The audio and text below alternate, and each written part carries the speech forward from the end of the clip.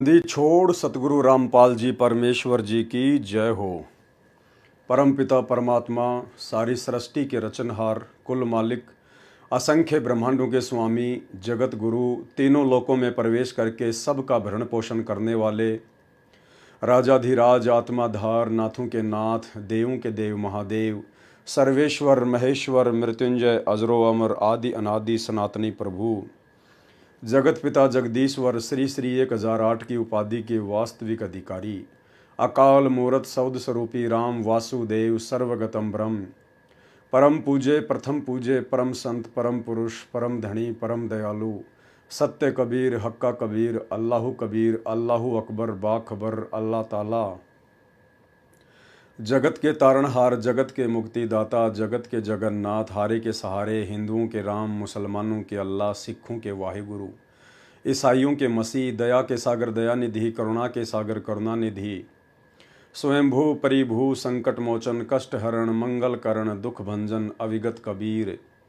निर्विकार निर्विषम परमात्मा, अलय अलेख सतगुरु, आदि अनादि सतगुरु, असली मर्यादा पुरुषोत्तम, असली राम, असली कृष्ण, असली घनश्याम, असली मुरारी, राजाओं के राजा, महाराजाओं के महाराजा, शहंशाहों के शहंशाह, सम्राटों के सम्राट, भगवानों के भगवान, अल्लाहों के अल्लाह, मसीहों के मसीह, सच्चे वाहिगुरु, बाबाओं के बाबा, पीरों के पीर, सेठों के सेठ, जगत सेठ, सावड़ सा सेठ, सर्वगुण संपन्न, अनंत कोटि कलाओं के स्वामी, अनंत कोटि ब्रह्मांडों के नायक, योगियों में महायोगी, ध्यानियों में महाध्यानी, सिद्धों में परम सिद्ध, ज्ञानियों में तत्व ज्ञानी, ब्रह्म ज्ञानी, महाज्ञानी, परम ज्ञानी, सर्वश्रेष्ठ ज्ञानी, विज्ञानी, युवा कबीर, समर्थ कबीर, असमवात, अमित ओजा, सच्चे रहनुमा, करीम अल्लाह, सुभान अल्लाह, दुनिया के अंतिम पैगंबर, 8 सितंबर 1951 से गांव धनाना, जिला सोनीपत, हरियाणा, भारतवर्ष की पावन भूमि पे प्रकट रियल कल की भगवान श्री नारायण साकार हरि, श्री बाबा साहेब स्वयंभू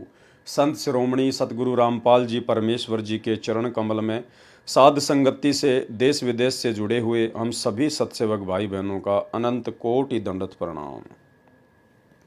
सत्साई भाई और बहनों, बहुत बड़ी दया परमपिता परमेश्वर, सर्व सृष्टि के रचनहार, उत्पत्ति करता सतगुरु रामपाल जी परमेश्वर जी की, जिनके विशेष आशीर्वाद से, जिनकी वीआईपी कृपा से आप और हम सभी सत्सेवक भाई बहन जो साध संगति से जुड़े हुए हैं, अपने आत्म कल्याणार्थ इस भक्ति मार्ग में गुरुदेव भगवान के तत्व ज्ञान को आधार बनाकर उन्हीं के चरण कमलों में दृढ़ता के साथ में लगे हुए हैं।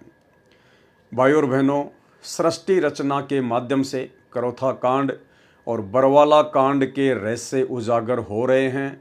वो अनसुनी सच्चाई जो आज तक आपने नहीं सुनी, आज तक आपको किसी ने नहीं बताई, अब साध संगति के माध्यम से और प्रमाणित तथ्यों के आधार पर, पुस्तकों में लिखी बातों के आधार पर, स्वयं उन भक्तों के वीडियो के आधार पर और स्वयं सतगुरु रामपाल जी परमेश्वर जी के मुख कमल से सर्व परमाणु सहित आप जी करौथा कांड और बरवाला कांड का अनसुना रहस्य जान पा रहे हैं, समझ पा रहे हैं। भाई और बहनों, ये सभी जानकारियां बहुत ही आवश्यक है, क्योंकि इन जानकारियों के अभाव में आप और हम कभी भी काल के षड्यंत्र का शिकार हो सकते हैं। सतगुरु रामपाल जी भगवान इस काल के लोक में आप और हमारे से भक्ति करवाने के लिए हमारे अंदर जितनी भी प्रकार की शंका हैं, संशय हैं, भय हैं या गलत फहमियाँ हैं, परमेश्वर उन सब को हमसे दूर करवाना चाहते हैं। क्योंकि काल अपनी लड़ाई सूक्ष्म रूप से लड़ता है और काल की सूक्ष्म चाल को जीव नहीं समझ पाता है। इसलिए परमात्मा दया करते हैं अपने किन्हीं दास के ऊपर या दासियों के ऊपर। वो गुरुदेव भगवान की रजा, उनकी मेहर, उनकी मौज, वो किसको अपने मिशन के लिए खड़ा करते हैं, निमित्त बनाते हैं।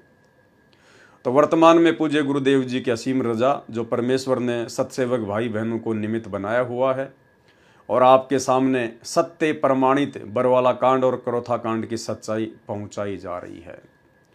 क्योंकि भाई और बहनों, आप और हम दो कोटि के जीव हैं, दो कोटि के प्राणी हैं। आप और हम कभी भी काल के षड्यंत्र में फंसकर भ्रमित हो सकते हैं। इसके लिए परमात्मा कोई भी गुंजाइश अब साध संगतियों के माध्यम से नहीं छोड़ेंगे आने वाले 1000 वर्ष तक जो परमेश्वर का मार्ग निर्बाध रूप से चलने वाला है, उस मार्ग में परमेश्वर की आत्मा किसी भी प्रकार से काल के षड्यंत्र का शिकार ना बन सकें।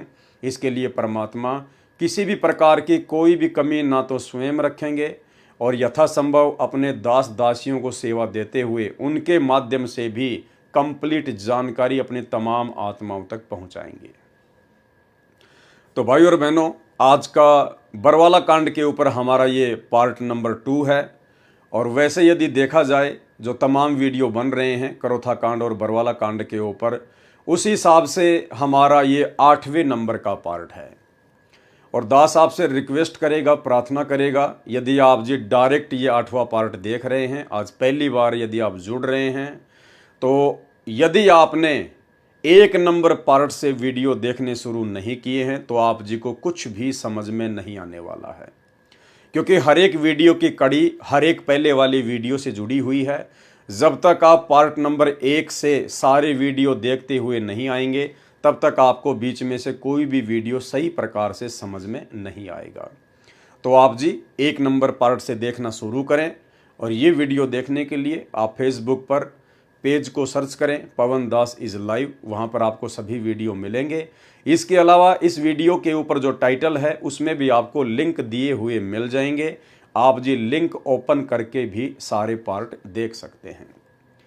तो भाई और बहनों, कल हमारा पहला नंबर का वीडियो था बरवाला कांड के ऊपर। परमात्मा ने एक प्रकार से भूमिका बनवाई और भूमिका के माध्यम से आप जियों को इतना तो ज़रूर समझ में आ गया होगा कि बरवाला कांड 2014 जो हुआ है, उस बरवाला कांड को करवाने के पीछे ना ही तो किसी प्रकार से किसी आर्य समाजी का हाथ है, ना किसी आर्य समाजी संस्था का हाथ है और ना ही प्रशासन का कोई हाथ है। बरवाला कांड 2014 के पीछे यदि किसी का हाथ है तो सतलोक आश्रम मैनेजमेंट हरियाणा का हाथ है। सतगुरु रामपाल जी परमेश्वर जी के कलयुगी परिवार का हाथ है। सतलोक आश्रम में रहने वाले स्टेट कोऑर्डिनेटरों का हाथ है। सतलोक आश्रम में रहने वाले उन बड़े बड़े भक्तों का हाथ है जो अपने गुरुदेव भगवान को समझ नहीं पाए, पहचान नहीं पाए, कबीर परमात्मा के रूप में अपने गुरु की पहचान कर नहीं पाए और काल प्रेरित होकर मर्यादा तोड़ते रहे। और गुरु को मानुष मानने के चलते उन्होंने गुरु के साथ में रहते हुए अपनी मनमानियां शुरू कर दी।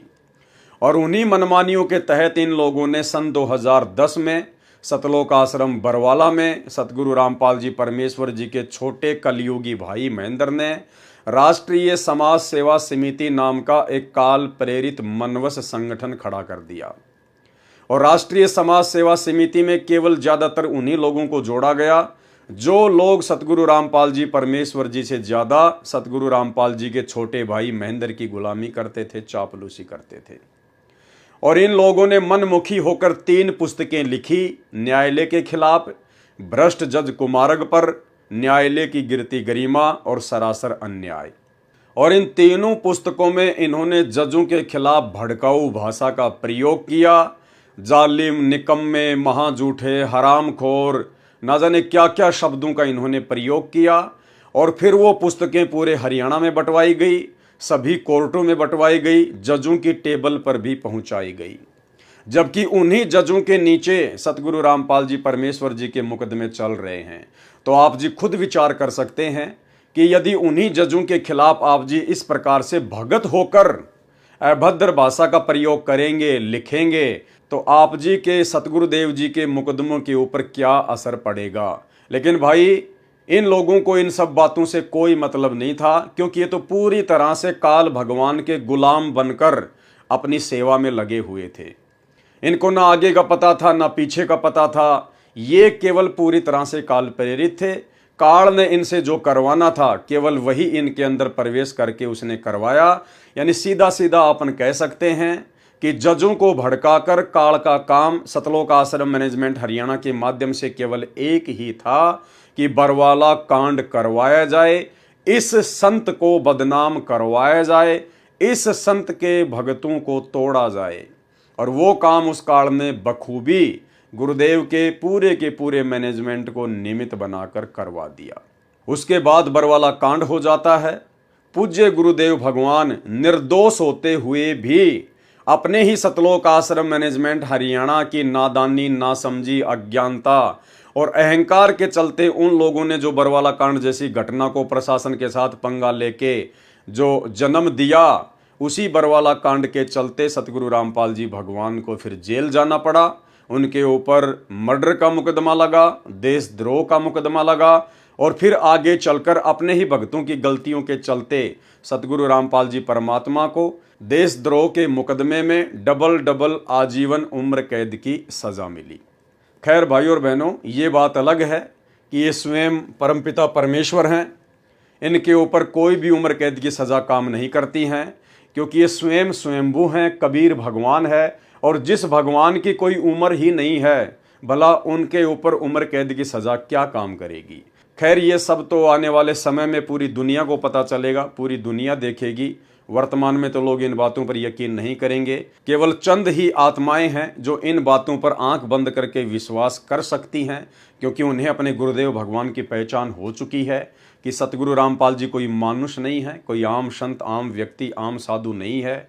ये स्वयं अल्लाह अकबर हैं, जिन्होंने पूरी कायनात को रचा है, पूरी सृष्टि को रचा है। और आज ये परमेश्वर इस प्रकार की भूमिका करते हुए अपनी आत्माओं को इस शैतान के षड्यंत्र से बाहर निकालने के लिए 8 सितंबर 1951 से धरती पर प्रकट हैं। तो भाइयों और बहनों, कहने का मतलब है, यदि हमने इस भक्ति मार्ग पर सफल होना है तो हमने अपनों से सावधान होकर चलना पड़ेगा। जी हाँ, काल ने बरवाला कांड के लिए उन्हीं लोगों को निमित्त बनाया जिन लोगों पर लाखों की संगत अंधविश्वास किया करती थी। हालांकि संगत को अंधविश्वास, ब्लाइंड फेथ करना चाहिए था अपने गुरुजी पर, अपने गुरुजी के मुख कमल से बोली गई बातों पर और अपने गुरुदेव के सत्संगों पर।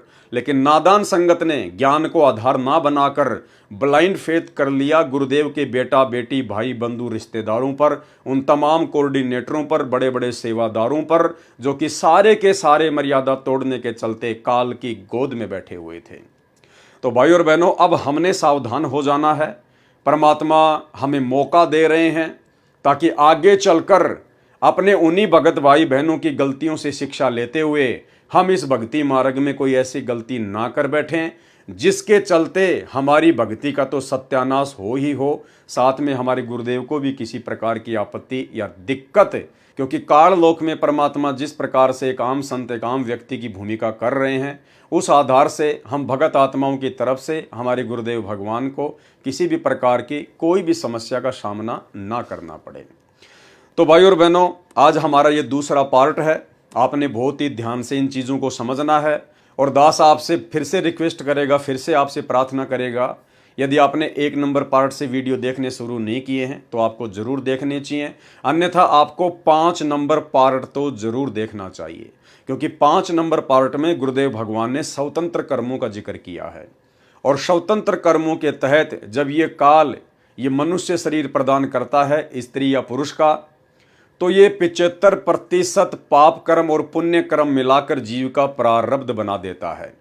यानी जो 75% पाप और पुण्य कर्म मिलाकर ये जो हमारा भाग्य बनाता है, हमारी जो ये किस्मत बनाता है, जो हमें भोगना ही भोगना होता है। अगर दुख है तो दुख भोगने पड़ेंगे, सुख है तो सुख भोगने पड़ेंगे। 75% कर्मों के हम लोग अधीन होते हैं, परतंत्र होते हैं, क्योंकि काल हमारे संचित कर्मों से रेशियो निकालकर पाप और पुण्य का 75% हमारा भाग्य निर्धारित करता है। उसमें परम संत के अलावा कोई भी पृथ्वी पर चेंज नहीं कर सकता है। इसके अलावा 25% ये हमें छूट देता है स्वतंत्र कर्मों के माध्यम से, कि 25% मैं आपको छूट दे रहा हूं। आप मनुष्य योनि में हैं, अन्य योनियों से सर्वश्रेष्ठ हैं, और ये जो मनुष्य योनि है ये एक कर्म योनि है, यानी हम इसमें कर्म बना भी सकते हैं और बिगाड़ भी सकते हैं। और ये कर्म बनाना और बिगाड़ना उन 25% स्वतंत्र कर्मों के ऊपर निर्भर करता है। तो स्वतंत्र कर्मों के तहत आप और हम भगत भाइयों बहनों ने कितना सजग होना है, कितना सावधान होकर चलना है। आज एक छोटा सा उदाहरण दास आपको देना चाहेगा। स्वतंत्र कर्मों के उस लेख में गुरुदेव भगवान ने एक और चीज का जिक्र किया था, यदि आपने देखा हो तो। स्वतंत्र कर्मों का एक लेख मैं आपको थोड़ा सा दिखाना चाहूंगा दोबारा से। ये कबीर सागर के सरलार्थ से गुरुदेव ने अनुवाद करते हुए उसके पेज नंबर 346 पर लिखा है, अध्याय कर्म बोध सारांश। क्रियावान कर्म। अपने जीवन काल में जो कर्म प्राणी करता है वे क्रियावान कर्म कहे जाते हैं। ये 75% तो प्रारब्ध कर्म होते हैं, यानी जो संस्कार यानी भाग्य में लिखे हैं वे किए जाते हैं। 25% कर्म करने में जीव स्वतंत्र होता है, यानी 25% कर्म करने में इस काल ने मनुष्य को स्वतंत्र रखा हुआ है। 75% कर्म करने में जीव बाध्य है, क्योंकि काल के द्वारा हमारा जो भाग्य बनाया जाता है वो 75% कर्म तो हमें भोगने के लिए बाध्य होना पड़ता है। उनमें कोई चेंजमेंट नहीं होता सच्चे सतगुरु की शरण में आए बिना, क्योंकि वे प्रारब्ध में लिखे होते हैं, परतंत्र हैं। परंतु पूर्ण संत मिलने पर परिस्थिति बदल जाती है। प्रश्न कहते हैं कि जीव कर्म करने में स्वतंत्र है। उत्तर दिया गुरुदेव ने, जीव मात्र 25% कर्म तो स्वतंत्र रूप से करता है। अपने जीवन काल में 75% कर्म तो प्रारब्ध वाले करने में परतंत्र है, विवश है। केवल 25% कर्म करने में जीव स्वतंत्र है। परंतु पूर्ण संत मिलने के पश्चात परिस्थिति बदल जाती है। अब क्या है जो मेन पॉइंट है भाइयों और बहनों, वो हमने देखना है। फिर क्या बताया गुरुदेव भगवान ने, प्रारब्ध में सुसंगत तथा कुसंगत भी लिखी होती है। स्वतंत्र कर्म तो हैं जिनके माध्यम से हम अपने कर्म बना भी सकते हैं, बिगाड़ भी सकते हैं। एक और महत्वपूर्ण बात गुरुदेव भगवान ने लिखी है कि जीव के भाग्य में यानी उसकी किस्मत में, उसके प्रारब्ध में सुसंगत यानी अच्छी संगत तथा कुसंगत यानी बुरी संगत भी लिखी हुई होती है। अब ये कुसंगत क्या है, सुसंगत क्या है, और वर्तमान में भक्ति मार्ग में इसका कितना बड़ा योगदान है, और कहां कहां जीव इसका फायदा उठा रहे हैं और कहां कहां जीव हानि उठा रहा है। आज एक पीला पर्चा सतलोक आश्रम मैनेजमेंट हरियाणा की तरफ से निकाला गया है। पीला पर्चा दास आपको दिखाना चाहेगा। ये पीला पर्चा है, सत साहेब जय बंदी छोड़ की सतगुरुदेव की जय। दिनांक 29 सितंबर 2024, समय 8:20। सभी भगत आत्माओं को सूचित किया जाता है कि सतगुरुदेव जी का आदेश आया है कि भगत लक्ष्मी नारायण दास कथावाचक, ये जो लक्ष्मी नारायण दास जी हैं, ये पहले मथुरा या फिर वृंदावन में ये बहुत बड़े कथावाचक थे, और बाद में इनको ज्ञान गंगा पुस्तक प्राप्त हुई। इन्होंने गहराई से परमात्मा की पुस्तक को पढ़ा, और ये इतनी अच्छी आत्मा थी कि इन्होंने अपना कथा वाचन का कार्य ही समाप्त कर दिया कि भाई मैं तो परमात्मा का दोषी बन रहा हूं, परमात्मा की आत्माओं को गुमराह करके। मुझे तत्व ज्ञान नहीं है, मैं ये कथा करने का अधिकारी नहीं हूं। तो इन्होंने कथावाचक का कार्य छोड़ दिया, जबकि भाई और बहनों ये कोई आम कार्य नहीं है। आम प्राणी, आम जीव ये डेयर नहीं कर सकता, ये साहस नहीं कर सकता, लेकिन इस पुण्यात्मा ने ये काम किया। भगत लक्ष्मी नारायण दास कथावाचक, सनोप श्री राधे श्याम जी, पता जयपुर रोड, सैनी धर्मकाटा, थाना गाजी, जिला अलवर, राजस्थान की सभी आश्रमों से, सभी नामदान केंद्रों से तथा सत्संगों में नो एंट्री की जाती है। कारण क्या बताया सतलोक आश्रम मैनेजमेंट हरियाणा ने, मर्यादा का पालन न करने के कारण इनकी नो एंट्री की गई है। यह फ्रॉड करता है, पैसे ठगता है, ये बहुत बड़ा ठग है।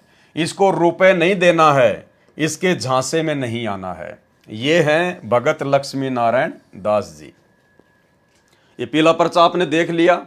एक छोटा सा इंटरव्यू भी मैं आपको भगत लक्ष्मी नारायण दास जी का दिखाता हूं, जो कि इन्होंने सतलोक आश्रम धनाना में अपना इंटरव्यू दिया था। सुनिए। नमस्कार जी। नमस्कार जी। आपका शुभ नाम क्या है जी? मेरा शुभ नाम है, वैसे पहले तो लोग, अब तो लक्ष्मी नारायण दास पड़ गया है, और पड़ गया क्या, दास ही हो गया ये मान लीजिए आप। लेकिन पहले जो लोग जानते थे वो परम श्रद्धेय श्री लक्ष्मी नारायण जी महाराज जी के नाम से जानते थे, क्योंकि मैं कथावाचक हूँ। वृंदावन में आश्रम रहा है मेरा, और उसके बाद में यानी कि कथा करता था मैं, काफ़ी साल हो गए करते करते, करीबन 16-17 साल की उम्र में कथा करने लगा हूँ। ये सर आप जो ज्ञान गंगा पुस्तक लिए हुए हैं तो आज आप क्या संत रामपाल जी महाराज जी के भगत हैं?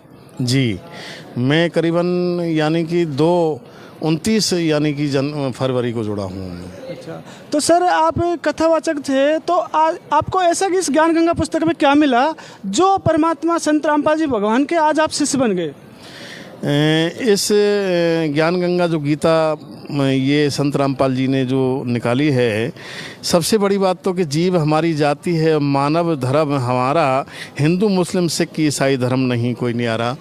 कारण सबसे पहली बात तो ये है कि सबको एक समान है यहाँ इनकी नज़रों में, और कोई जाति का भेदभाव नहीं है।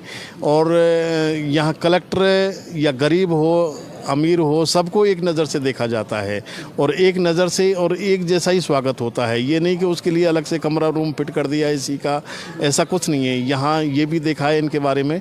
और दूसरी बात ये है कि जो ज्ञान गंगा गीता जो थी ये मेरे सामने आई, क्योंकि मैं मंडावर जा रहा था मेहंदीपुर बालाजी के लिए, तो वहाँ कुछ भगत जगत हमें मिले, तो सभी ने हमारा स्वागत किया। तो वहाँ जैसे ही कुछ 2 संत आ रहे थे, वो भगत आ रहे थे संत रामपाल जी के, उन्होंने सत साहब बोला, तो हमने सत साहब जब सुना तो हम समझ गए कि ये तो संत रामपाल जी के शिष्य हैं, तो ये मगजमारी मारेंगे, ये कहाँ से आ गए।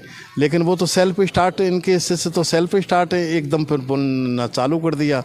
फिर इन्होंने जानकारी करी, शांत गीता लेके आए थे, गीता प्रेस वाली गोरखपुर वाली, उस गीता के बारे में यानी कि बताया, ब्रज के बारे में यानी कि लिखा था आना, और संत रामपाल जी की जो पुस्तकों में और गीता में पढ़ा तो उसमें लिखा है जाना। तो हम बस वहीं हमारा दिमाग ठनक गया कि बताओ, हम तो चक्कर में पड़ रहे थे कि मात्र भगवान श्री कृष्ण ने कोई सर्वेश्वर मान बैठे अपने आप में कि यही हैं, और फिर इसके ब्रह्मा विष्णु महेश और फिर आदि शक्ति यानी दुर्गा निरंजन तक सीमित थे। इससे आगे तो और भी है। तो सर आपने ज्ञान गंगा पुस्तक से और भगवान कौन कौन है इसके बारे में क्या जाना? यहाँ भाई कुल मिला के यही है कि कबीर जी जो हैं, ये हम पहले तो कवि समझते थे और मतलब यानी कि बहुत तीव्र बुद्धि वाले, और मानते थे इसको, क्योंकि हम छोटे छोटे थे तो ऐसी वाणी बोलिए। तो भाई और बहनों, आपने पीला पर्चा पढ़ लिया और भगत लक्ष्मी नारायण दास जी का इंटरव्यू भी देख लिया। अब भाई और बहनों, ये सब कुछ क्यों हुआ? इतना सब कुछ इनके समझ में आने के बावजूद इन्होंने ऐसे कर्म करने प्रारंभ क्यों किए? हालांकि मुझे नहीं पता कि ये वास्तव में पैसे ठग रहे हैं या नहीं ठग रहे हैं, मेरे पास में इस बात का कोई प्रमाण नहीं है। लेकिन सतलोक आश्रम मैनेजमेंट हरियाणा ने ये पीला पर्चा निकाला है। वो अपनी तरफ से कह रहे हैं ये बात कि ये व्यक्ति लोगों से पैसे ठगने लग गया, भक्तों से, ये बहुत बड़ा ठग है, ये फ्रॉड करता है। तो ये सतलोक आश्रम मैनेजमेंट हरियाणा की स्टेटमेंट है, उनका कहना है। और बाकायदा लक्ष्मी नारायण दास जी की इन्होंने फोटो भी लगाई है और पूरा इनका जिक्र किया है, पूरा इनका एड्रेस लिखा हुआ है। भाई और बहनों, इतनी अच्छी आत्मा जो अपने हजारों चेलों को छोड़कर सतगुरु रामपाल जी भगवान के हिसार जेल में रहते सहते उनके ज्ञान को आधार बनाकर उनका चेला बन जाए, ये कोई सामान्य आत्मा नहीं हो सकती है। और सतगुरुदेव भगवान से जुड़ने के बाद, इन आश्रमों से नाम उपदेश लेने के बाद और काफी समय तक सतलोक आश्रम मैनेजमेंट हरियाणा की संगति करने के बाद भी इस आत्मा ने आखिर ऐसी गलती क्यों की? क्यों इस आत्मा की सभी आश्रमों से नो एंट्री की गई? भाई और बहनों, कारण है प्रारब्ध कर्मों में लिखी हुई सुसंगत और कुसंगत। क्या कहा गुरुदेव भगवान ने? प्रारब्ध में यानी भाग्य में सुसंगत तथा कुसंगत भी लिखी होती है। यह परमात्मा की विशेष आत्मा थी, पुण्य आत्मा थी। ज्ञान समझ के गुरुदेव भगवान से तो जुड़ गई अपने आत्म कल्याण के लिए, लेकिन भाई और बहनों, इस आत्मा के भाग्य में कुसंगत लिखी हुई थी। इसके प्रारब्ध में सुसंगत यानी साध संगति से जुड़ना हुआ नहीं लिखा था। सतगुरु से जुड़ने के बाद भी इसके भाग्य में सतलोक आश्रम मैनेजमेंट हरियाणा की कुसंगत लिखी हुई थी, और वो कुसंगत इसको सतगुरु की भक्ति से आज नीचे गिरा देती है। यानी इतना बड़ा रोल भक्ति मार्ग में सुसंगत और कुसंगत का। सतगुरु से नाम उपदेश लेने के बाद में यदि इस आत्मा को साध संगतियों का पता चल जाता और यदि यह आत्मा साध संगति से जुड़ जाती तो ये परमात्मा की एक नंबर की आत्मा होती, आज अपनी भक्ति बहुत अच्छी से कर रही होती। लेकिन इसके भाग्य में साध संगति नहीं थी, सुसंगत नहीं थी, इनके प्रारब्ध में कुसंगत लिखी हुई थी और कुसंगत इन्होंने सतलोक आश्रम मैनेजमेंट हरियाणा की, जिसके चलते आज इनको परमात्मा से, इस अनमोल वस्तु से दूर होना पड़ रहा है। भाई और बहनों, कितना बड़ा रोल है सुसंगत और कुसंगत का। शुक्र मनाओ सतगुरु रामपाल जी भगवान का कि आप जियों को सुसंगत प्राप्त हुई। भले आपने उपदेश ले लिया था, बाद में आपने साध संगति के वीडियो देखे, भले आपने संकल्प लिया और साध संगति से जुड़ गए, आपके प्रारब्ध में सतगुरु रामपाल जी भगवान ने पहले से सुसंगत लिखी हुई है, सुसंगत। और इसी सुसंगत से जुड़ने के कारण, साध संगति से जुड़ने के कारण आप जी आज भक्ति मार्ग में किस कदर दृढ़ होकर मर्यादाओं का ध्यान रखकर भक्ति कर रहे हैं।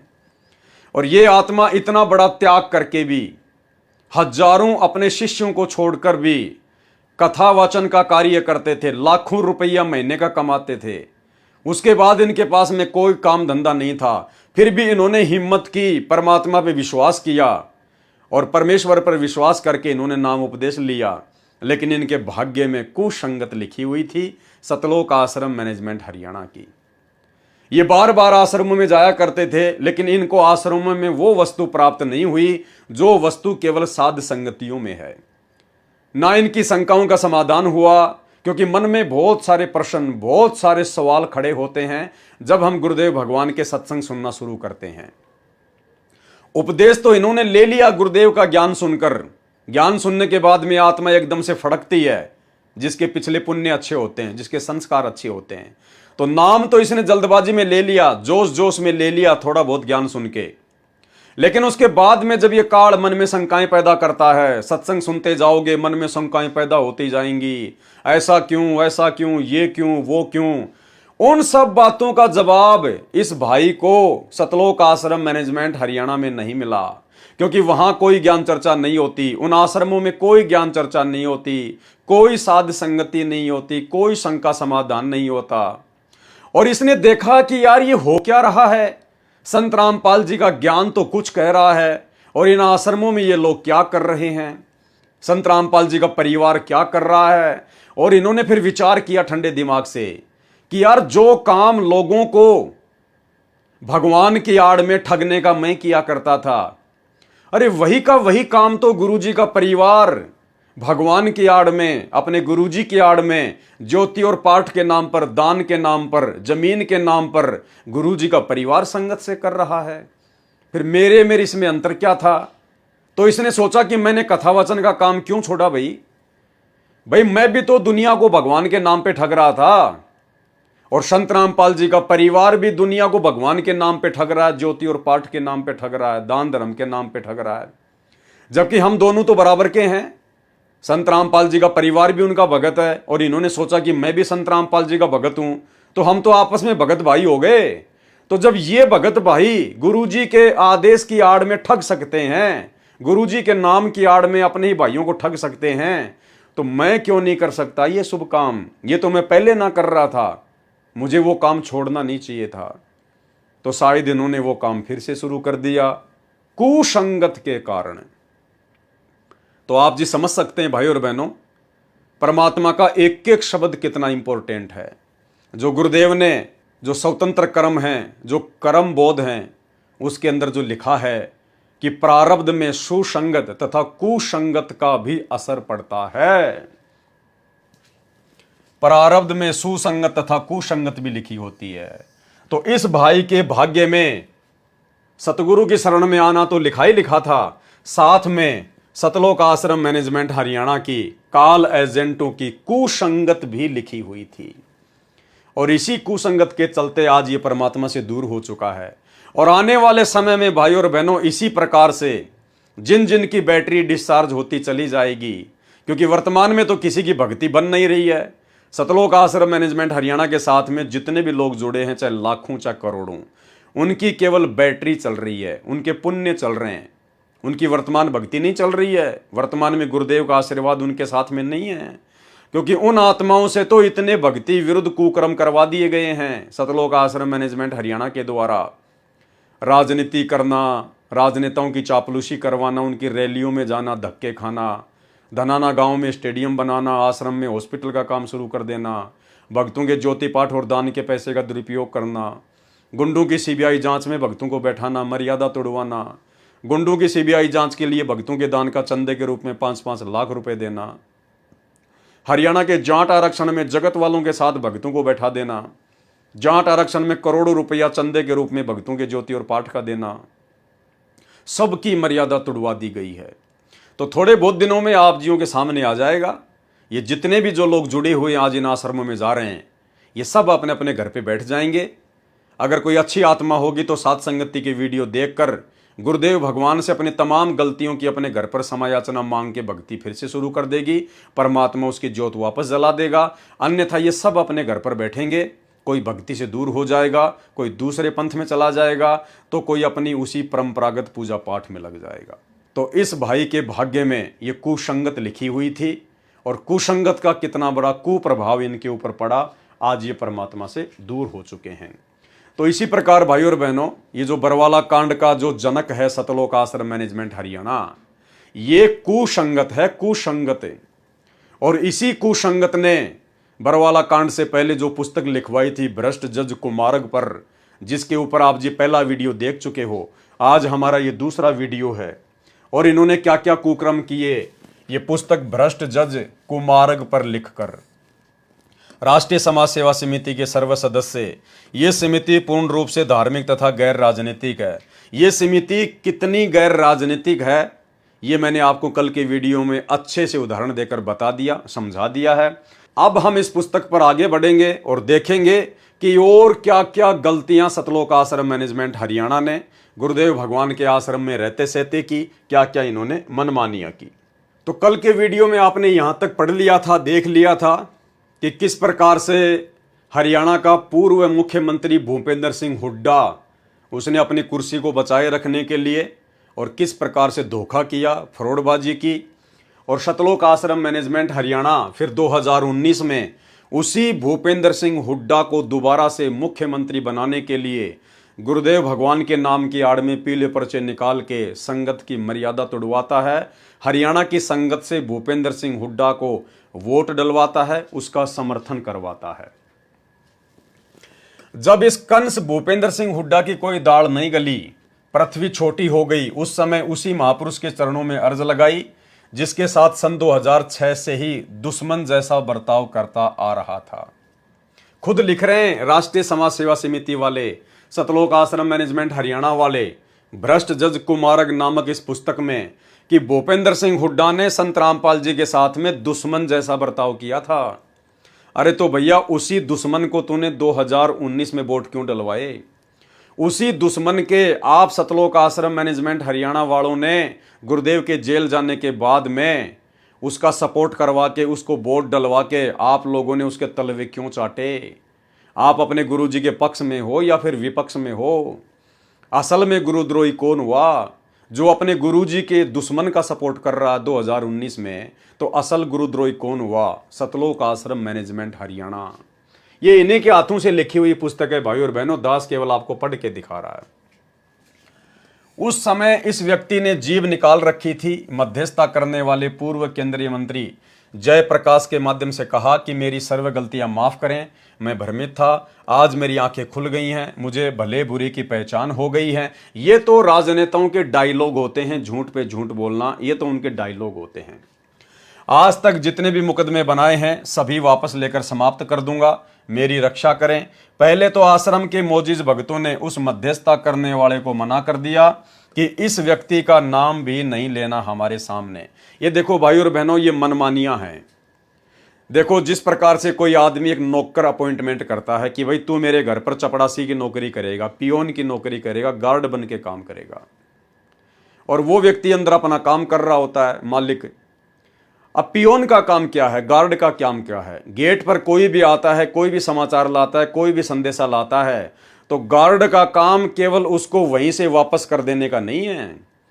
गार्ड केवल नौकर है, नौकर दास है, गुलाम है। उसका काम है जो भी संदेशा आया है किसी का भी, वो अपने मालिक तक पहुंचाए और मालिक का जो जवाब हो वो वापस उसको पहुंचाए। दास का केवल इतना ही काम होता है, नौकर का। जबकि भूपेंद्र सिंह हुड्डा ने अपने मीडिएटर के माध्यम से जब गुरुजी से माफी मांगनी चाहिए, गुरुजी से मिलना चाहा, तो सतलोक आश्रम मैनेजमेंट हरियाणा के मोजिज भक्तों ने, यानी मुख्य भक्तों ने अपने आप ही सलाह मशवरा करके और मना कर दिया कि हम उस व्यक्ति से नहीं मिलना चाहते। ये है मनमाना आचरण, अपने आप को बहुत बड़ा समझना, अहंकार में चूर हो जाना। जबकि भक्तों का काम था अपने गुरुजी तक वो प्रार्थना पहुंचाना कि गुरुजी ऐसी ऐसी बात है, भूपेंद्र सिंह हुड्डा का संदेशा आया है किसी व्यक्ति के माध्यम से, आप जी का क्या आदेश है। अब जैसा आदेश गुरुजी दें वैसा ही आप उनको बता दो। लेकिन ये लोग तो राष्ट्रीय समाज सेवा समिति बना के, और राष्ट्रीय समाज सेवा समिति का मैंने आपको जो पॉइंट नंबर 12 दिखाया, जो इनका नियम था कि हम राष्ट्रीय समाज सेवा समिति वाले अर्थात सतलोक आश्रम मैनेजमेंट हरियाणा वाले संत रामपाल जी से किसी भी कार्य में कोई दिशा निर्देश नहीं लेंगे। इन्होंने पहले ही साबित कर दिया अपने संविधान में पॉइंट नंबर 12 में कि हम संत रामपाल जी से कोई सलाह मशवरा नहीं करेंगे, हम मनमानियां करेंगे। और उसी मनमानी के तहत इन्होंने संत रामपाल जी तक संदेशा नहीं पहुंचाया। पहले तो आश्रम के मोजिज भक्तों ने उस मध्यस्थता करने वाले को मना कर दिया कि इस व्यक्ति का नाम भी नहीं लेना हमारे सामने। इस दुष्ट व्यक्ति ने बिना मतलब एक देवता स्वरूप जनता के हितैषी संत को सताया है। इससे पूछो कि हमने तथा हमारे गुरुदेव जी ने इसका क्या बिगाड़ा है। बहुत विनय करने पर तथा विशेष भक्तों के माध्यम से प्रार्थना आने पर, उसके बाद जब बहुत ज्यादा विनय की गई, प्रार्थना की गई, तो जालिम भूपेंद्र सिंह हुड्डा की याचना गुरुदेव जी को बताई गई। उसके बाद में फिर कहीं जाकर गुरुदेव तक इन्होंने वो प्रार्थना पहुंचाई, किसकी? जालिम भूपेंद्र सिंह हुड्डा की। और उसी जालिम को इन्होंने 2019 में वोट डालकर अपना बालम बना लिया। फिर गुरुदेव भगवान ने क्या जवाब दिया? ये गुरुदेव भगवान का जवाब ध्यान रखना भाई और बहनों, आगे काम आएगा। गुरुदेव भगवान ने, अंतर्यामी गुरुदेव भगवान ने क्या जवाब दिया? गुरुदेव जी ने कहा कि यह व्यक्ति कोई मुकदमे वापस नहीं लेगा। क्या कहा सतगुरु रामपाल जी भगवान ने? कि भाई ये व्यक्ति भूपेंद्र सिंह हुड्डा कोई मुकदमे वापस नहीं लेगा, ये झूठ बोल रहा है, ये डेढ़ शाना बन रहा है अपनी सरकार बचाए रखने के लिए, ये कोई मुकदमे वापस नहीं लेगा। ये व्यक्ति कोई मुकदमे वापस नहीं लेगा क्योंकि इसके भाग्य में भलाई नहीं है। ध्यान रखना भाई और बहनों, ये लाइन आगे काम आएगी। ये व्यक्ति कोई मुकदमे वापस नहीं लेगा क्योंकि इसके भाग्य में भलाई नहीं है। परमात्मा ने इसका भाग्य बता दिया, इसका प्रारब्ध बता दिया, इसकी किस्मत बता दी कि भूपेंद्र सिंह हुड्डा के भाग्य में भलाई नहीं है। जैसा कि टीवी चैनलों पर चल रही खबरों से पता चलता है कि वे दुष्ट लोग डटकर सड़क पर बैठ गए हैं, आश्रम खाली कराने की जिद कर रहे हैं। यानी करोथा कांड के समय की बातें हो रही हैं। आश्रम पर मिलिट्री आ चुकी है। ये आर्य समाजी आचार्य जनता का नाश करना चाहते हैं तथा अन्य पार्टी वाले अपने राजनीतिक दुश्मन श्री भूपेंद्र सिंह हुड्डा को पद से हटाना चाहते हैं। इसलिए ये मासूम लोगों को मरवाना चाहते हैं जो इनके गंदे मंसूबों से परिचित नहीं है। आश्रम सर्वोच्च न्यायालय के आदेश से मिला है, किसी भी कीमत पर खाली नहीं कराया जा सकता। वहां पर लाशें बिछ जाएंगी। मेरी आत्मा नहीं मानती कि वहां नरसंहार हो। ऐसे आश्रम का आप क्या करोगे? इसलिए जनहित में आश्रम खाली कर देना उचित है। सरकार से वायदा कराएं कि आश्रम की सुरक्षा मिलिट्री को सुपुर्द करें। तत्कालीन मुख्यमंत्री भूपेंद्र सिंह हुड्डा ने यह शर्त मंजूर कर ली। गुरुदेव भगवान की यह शर्त उसने मंजूर कर ली अपनी सरकार बचाए रखने के लिए। आश्रम खाली कर दिया गया। तब उस कंस भूपेंद्र की सरकार बची। 2013 की बात है ये। 12 मई 2013 से 26 अक्टूबर 2014 तक 1.5 वर्ष का इस कृतगनी को राज्य हमारे सतगुरुदेव जी का बख्शा हुआ था। उसके पश्चात आगे क्या लिख रहे हैं सतलोक आश्रम मैनेजमेंट हरियाणा वाले भूपेंद्र सिंह हुड्डा के विषय में? उसके पश्चात यह कृतगनी व्यक्ति भूपेंद्र सिंह हुड्डा आश्रम में संत जी का धन्यवाद करने भी नहीं आया। यानी 2013 में गुरुदेव ने भूपेंद्र सिंह हुड्डा की याचना पर, उसकी प्रार्थना पर कि साहब मेरी सरकार गिर जाएगी, आश्रम तो मैं खाली करा नहीं सकता आप लोगों से, क्योंकि आपको जो है सुप्रीम कोर्ट से मिला है। अब अगर मेरी सरकार आप जी बचा सकते हो तो बचा दीजिए। उधर से आर्य समाजी मुझे परेशान कर रहे हैं, दुखी कर रहे हैं। आप जी करोथा आश्रम को खाली कर दीजिए ताकि आर्य समाजी भी खुश हो जाएं और मेरी सरकार बची की बची रह जाए। तो गुरुदेव भगवान ने कहा कि ठीक है, जा, तेरे को माफ़ किया। गुरुदेव ने आश्रम खाली करवा दिया, इसकी सरकार बच गई। उसके बाद सतलोक आश्रम मैनेजमेंट हरियाणा कह रहा कि ये कृतघ्नी व्यक्ति उसके बदले सतगुरु रामपाल जी भगवान का धन्यवाद करने के लिए आश्रम में भी नहीं आया। उसके पश्चात यह कृतघ्नी व्यक्ति भूपेंद्र सिंह हुड्डा आश्रम में संत जी का धन्यवाद भी करने नहीं आया। कब की बात है? 2013 की। अरे तो भैया, ऐसे कृतघ्नी आदमी को जब आप जानते थे, पहचानते थे, आपको पता था, 2013 की ये बात है, फिर 2019 में तुमने उसी कृतघ्नी व्यक्ति भूपेंद्र सिंह हुड्डा को संगत से वोट क्यों डलवाए? पीले पर्चे निकाल निकाल के, गुरुजी का ही आदेश बता बता के तुमने संगत से इस भूपेंद्र सिंह हुड्डा का समर्थन क्यों करवाया? ऐसे कंस और कृतघ्नी व्यक्ति का तुम्हारे शब्दों में। तो बताओ फिर गुरुजी का सबसे बड़ा दुश्मन कौन हुआ? सतलोक आश्रम मैनेजमेंट हरियाणा। गुरुजी का परिवार जो गुरुजी के सबसे बड़े दुश्मन को 2019 में सपोर्ट कर रहा है। जबकि 13 मई 2014 को मध्यस्थता कराने वाला सीधा भूपेंद्र सिंह हुड्डा से बातें कर रहा था। 3 दिन तक ये सो नहीं पाया था। भगत सुन रहे थे कि वह कह रहा था कि एक बार मेरे गले से फांसी निकलने दो, इस समस्या का हल हो जाने दो, मैं आश्रम में आऊंगा, कहो तो आज रात को ही आ जाऊं। गरज निकली बच्चा सुखी, काम बना तो किसी की जरूरत कृतघ्नी व्यक्ति को नहीं होती। 18 मई 2013 को मध्यस्थता कराने वाले पूर्व केंद्रीय मंत्री श्री जयप्रकाश जी ने कहा कि मैं तो वायदा करता हूं, उसे पूरा करता हूं। मेरे सामने जो वादा मुख्यमंत्री जी ने किया है, मैं आपकी मीटिंग मुख्यमंत्री तत्कालीन से कराऊंगा। यानी भाई और बहनों, जिस व्यक्ति के माध्यम से मध्यस्थता हुई थी पूर्व केंद्रीय मंत्री जयप्रकाश के माध्यम से, तो भूपेंद्र सिंह हुड्डा तो गुरुजी का धन्यवाद करने के लिए आश्रम में आए नहीं, उसकी तो सरकार बच गई, वो तो अपनी फिर मौज में मस्ती में। लेकिन जिस व्यक्ति ने मीडिएटर की भूमिका निभाई थी पूर्व केंद्रीय मंत्री जयप्रकाश ने, उस व्यक्ति ने सतलोक आश्रम में फोन किया महेंद्र के पास में, और उसने कहा कि मैं अपना वादा निभाऊंगा, मैं आप सतलोक आश्रम वालों की मीटिंग दिल्ली में भूपेंद्र सिंह हुड्डा के आवास पर करवाऊंगा। और ये सतलोक आश्रम मैनेजमेंट हरियाणा वाले मुख्य भगत, उसी कंस जालिम, इन्हीं के शब्दों में, उसी कंस कृतघ्नी जालिम व्यक्ति भूपेंद्र सिंह हुड्डा के घर पर दिल्ली में उसके साथ मीटिंग करने के लिए सतलोक आश्रम से चले जाते हैं। देखो भाई और बहनों, कितना बेबुद्धि का काम है। अरे आना चाहिए था उस आदमी ने आश्रम में, क्योंकि गुरुजी ने उसकी सरकार बचाई।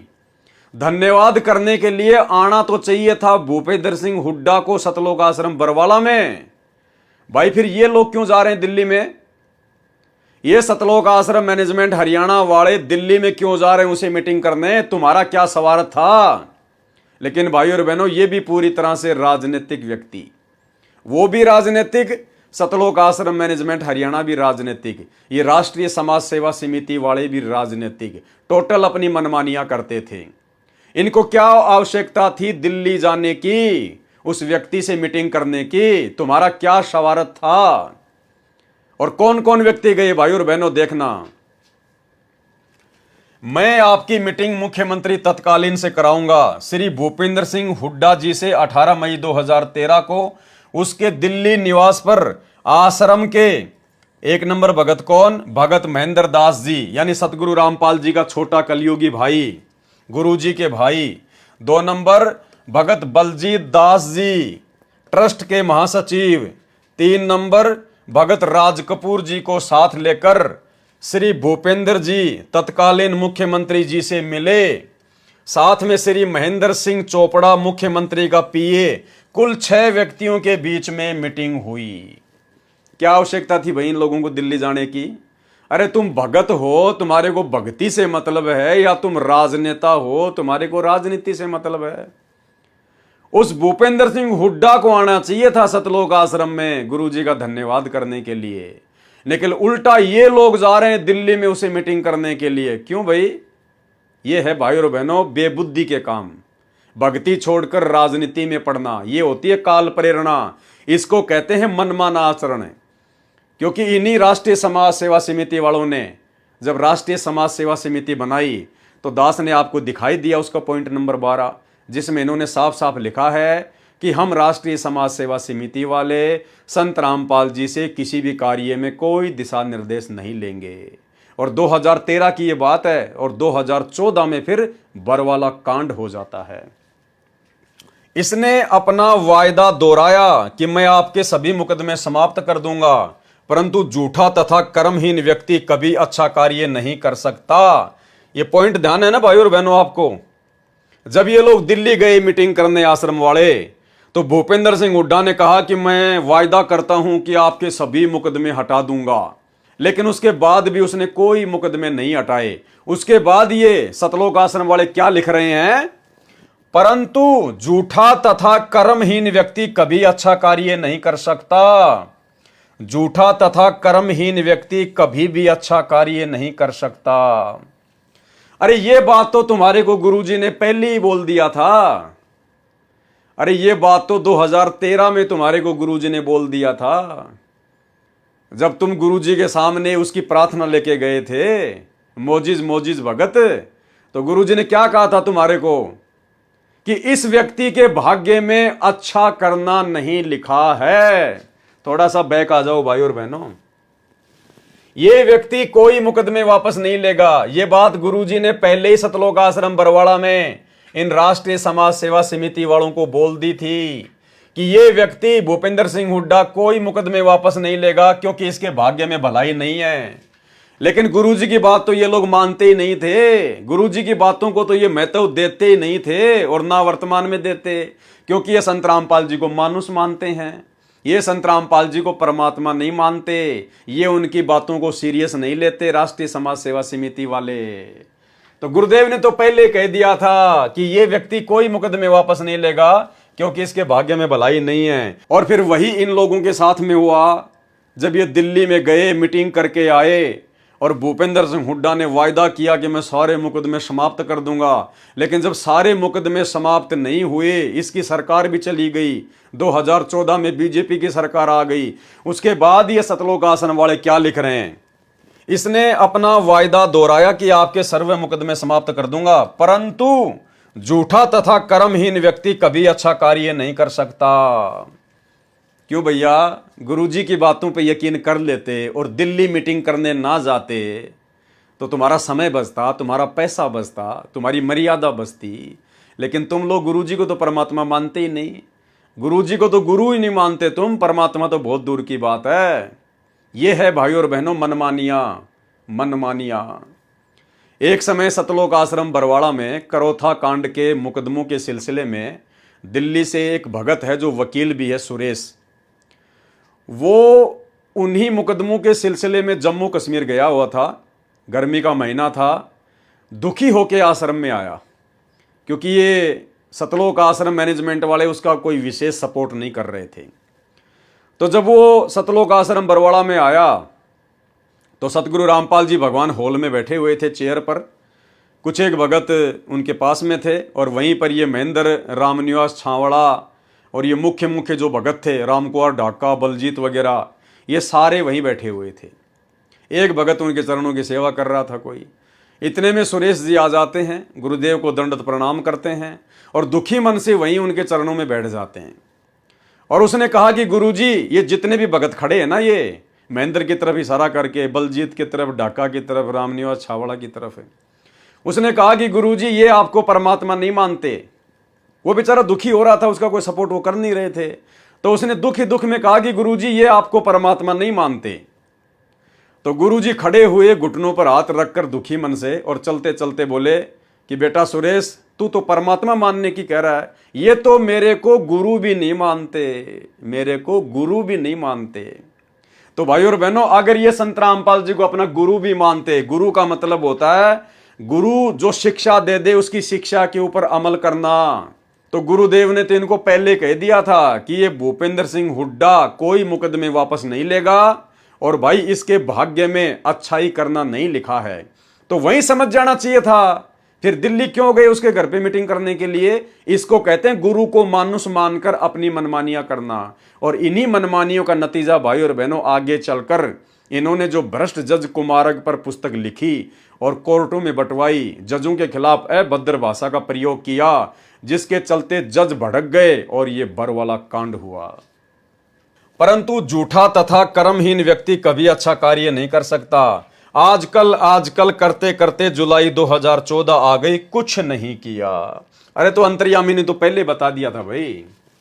12 जुलाई 2006 में इस दुष्ट का इरादा संत रामपाल दास जी महाराज को मरवाने तथा आश्रम तहस नहस करने का था। ध्यान से पढ़ना भाई और बहनों, कोई जल्दबाजी नहीं है। परमात्मा कहते हैं, वाणी ही से पहचानिए कुटिल नीत की घात। यानी जिस व्यक्ति के अंदर कुटिलता भरी हो, छल कपट भरा हो, तो गुरुदेव कहते हैं उसकी पहचान कैसे होगी? वाणी ही से पहचानिए, उसके मुख से निकले शब्दों से पहचान होती है। जैसे इन्होंने अपने कर कमलों से ये पुस्तक लिखी है, राष्ट्रीय समाज सेवा समिति वालों ने। ये पुस्तक अर्थात राष्ट्रीय समाज सेवा समिति के लोगों के विचार हैं, उनका आचरण है, उनका स्वभाव है। तो गुरुदेव कहते हैं, वाणी ही से पहचानिए कुटिल नीत की घात, अंदर की करनी की निकले मुंह से बात। तो इनके अज्ञान और इनके पाखंड की पोल ये खुद अपने कर कमलों से लिखी गई पुस्तकों में खोल रहे हैं। क्या लिख रहे हैं ये लोग? ध्यान से पढ़िए। इस दुष्ट का इरादा कब? 12 जुलाई 2006 में। कौन दुष्ट? भूपेंद्र सिंह हुड्डा। 12 जुलाई 2006 में इस दुष्ट का इरादा संत रामपाल दास जी महाराज को मरवाने तथा आश्रम को तहस नहस करने का था।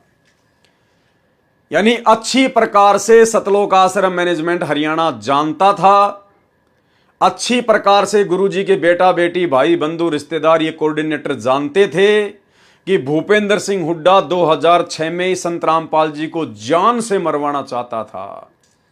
उसके बावजूद भी इन लोगों ने गुरुजी के जेल जाने के बाद 2019 में उसी भूपेंद्र सिंह हुड्डा को अपना दामाद बना लिया। उसी भूपेंद्र सिंह हुड्डा को 2019 में सतलोक आश्रम मैनेजमेंट हरियाणा ने, सतगुरुदेव के कलयुगी परिवार ने, उसी भूपेंद्र सिंह हुड्डा को जिसने संत रामपाल जी को मरवाने की सोच रखी थी, ये खुद लिख रहे हैं अपने हाथों से, मैं नहीं बता रहा। और उसी व्यक्ति को इन्होंने मुख्यमंत्री बनाने की पूरी कोशिश की। तो खुद विचार कर लो कि गुरुजी के बेटा बेटी भाई बंधु रिश्तेदार ये गुरुजी के पक्ष में हैं या गुरुजी के विपक्ष में हैं। अरे ये लोग तो गुरुजी के दुश्मन के पक्ष में हैं, गुरुजी के दुश्मन के पक्ष में, भूपेंद्र सिंह हुड्डा के पक्ष में।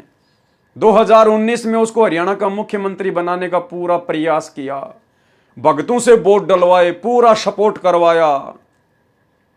तो विचार कर लो भाई और बहनों, आप जी किस कुसंगत में पड़े हो? आप सतलोक आश्रम मैनेजमेंट हरियाणा की बहुत बड़ी कुसंगत का शिकार हैं।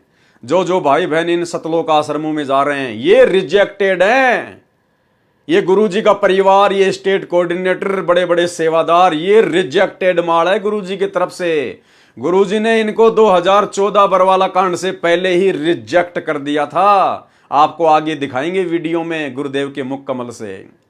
गुरुदेव ने इन सबको रिजेक्ट किया हुआ है, बिल्कुल स्पष्ट रूप से लिखकर भी और अपने मुख कमल से बोलकर भी। आपको लिखा हुआ भी दिखाएंगे और गुरुदेव के मुख कमल से बोला हुआ भी दिखाएंगे। और कहते हैं, गुरु के दिल से उतरे वो शब्द बिहू ना होए, और उसको काल घसीट ही राख सके ना कोई। इनको तो काल घसीटेगा आने वाले समय में, सतलोक आश्रम मैनेजमेंट हरियाणा वालों को, गुरुदेव के परिवार वालों को। लेकिन विचार करने की यह बात है कि आप संगत वाले भाई बहन क्यों गुण की तरह पिस रहे हैं? अरे आप लोगों का क्या मतलब है उन आश्रमों में जाना, इन लोगों की कुसंगति का शिकार होना, इनके मनमाने आदेशों को फॉलो करना? आप क्यों अपनी भक्ति बिगाड़ रहे हैं? नाम आपको मिल गया, कहीं से भी मिला है, मिल गया, अब तो अपने घर बैठ के भक्ति करो। अरे सत्संग गुरुजी के वो तुम्हारे पास में उपलब्ध हैं। आश्रम में कौन सा गुरुजी बैठे हैं जो तुम्हें सत्संग सुना रहे हैं? अरे वही सत्संग जो गुरुजी ने कर रखे हैं, जो पूरी संगत सुन रही है, अपने घर बैठ के सुनो। तुम आश्रम में आओगे जाओगे, कोई 1000 किलोमीटर से 3 दिन चल के आता है, कोई 4 दिन चल के आता है, कोई 5 घंटे बर्बाद करके आश्रम में जाता है, और ना तुम वहां पर कोई सत्संग सुनते। और जो समय तुम आने जाने में बर्बाद कर रहे हो, उतने समय में तो घर पे बैठकर आप जी 20 सत्संग सुन लोगे। आपका पैसा बचा, आपका समय बचा, आपकी श्वासें बची। नाम आपको गुरुजी ने दे रखा है, अपना काम धंधा करो, अपना नाम जपो। 5 यज्ञ आपको गुरुजी ने दे रखी है, अपनी 5 यज्ञ करो। आपको किसी की गुलामी करने की जरूरत क्या है? किस लिए जाते हो? भंडारा खाने, लड्डू जलेबी खाने?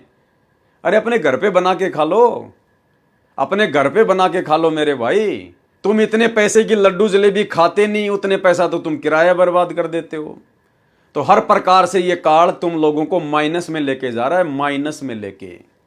अगर समझ सको तो समझ लेना, प्रारब्ध में सुसंगत और कुसंगत दोनों लिखी होती है। और जिस प्रकार थोड़ी देर पहले आपको पीला पर्चा पढ़ाया भगत लक्ष्मी नारायण दास का, किस प्रकार से उसको कुसंगत ले डूबी, नंबर आप लोगों का भी आएगा, क्योंकि आप लोग सतलोक आश्रम मैनेजमेंट हरियाणा की कुसंगत का शिकार हो चुके हैं। अगर बचना है तो साथ संगति से जुड़ जाना। 12 जुलाई 2006 में इस दुष्ट का इरादा संत रामपाल दास जी महाराज को मरवाने तथा आश्रम तहस नहस करने का था। पहली बात तो भाइयों और बहनों, किसी भी भगत को यह अधिकार नहीं है कि वो अपने गुरुजी के नाम के साथ में दास शब्द का प्रयोग करे। अरे दास तो हम हैं गुलाम नौकर पाजी अपने गुरुजी के। एक भगत को कोई अधिकार नहीं है कि अपने गुरु के नाम के आगे दास शब्द का प्रयोग करे। मां दोषी होता है, मां दोषी। अरे ये तो अपने आप को छुपाते हुए दास का प्रयोग कर रहे हैं। आप और हमें दास की परिभाषा समझाने के लिए लिखते समय गुरुदेव अपने हाथों से दास शब्द लिखते हैं, रामपाल दास। लेकिन हम भक्तों को तो इतना ज्ञान हो जाना चाहिए ना कि इनके द्वारा दास शब्द लिखने का मकसद क्या है। और आप भगत होकर, मुख्य भगत होकर, और फिर भी आप जी अपने गुरुजी के नाम के आगे दास शब्द लिख रहे हो, आपको डूब के मर जाना चाहिए, डूब के। 12 जुलाई 2006 में इस दुष्ट का इरादा संत रामपाल दास जी महाराज को मरवाने तथा आश्रम तहस नहस करने का था।